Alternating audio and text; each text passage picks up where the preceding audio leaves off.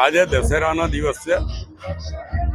રામે રાવણનો વધ કર્યો તો એકચ્યુઅલી અનિષ્ટ તત્વોનો નાશ કરવા માટેનો દિવસ. રામ પણ ક્ષત્રિય હતા અને આજે ક્ષત્રિયો શસ્ત્રનું પૂજન કરે છે, શોભાયાત્રા કાઢે છે. અને આપ જોઈ શકો છો કે દર્ભાવતી નગરીમાં આજે ક્ષત્રિયોની શોભાયાત્રા નીકળી છે. બેન દીકરીઓ તલવારને બાજી કરીને પ્રદર્શન કરી રહ્યા છે. જે એક વખતનો ઇતિહાસ હતો એ ઇતિહાસનું પુનરાવર્તન કરવામાં આવી રહ્યો છે. હું આ તમામ ક્ષત્રિય સમાજને અભિનંદન, શુભેચ્છા આપું છું કે આપણી જે સંસ્કૃતિ છે એ સંસ્કૃતિને સાચવી રાખવાનું એ લોકો કામ કરે છે. એમનું કામ જ ક્ષત્રિયોનું શસ્ત્રો ચલાવવાનું છે.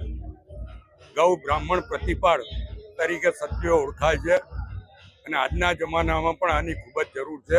ત્યારે ક્ષત્રિયો પોતાના ધર્મનું આચરણ કરે અને ધર્મ પ્રમાણે વર્તે, એ જ આજના સમયની માંગ પ્રમાણે એ લોકો આજે જ્યારે શોભાયાત્રા કાઢી છે, બેન દીકરીઓએ તલવારબાજી કરી છે, એટલે એમને અભિનંદન, શુભેચ્છા.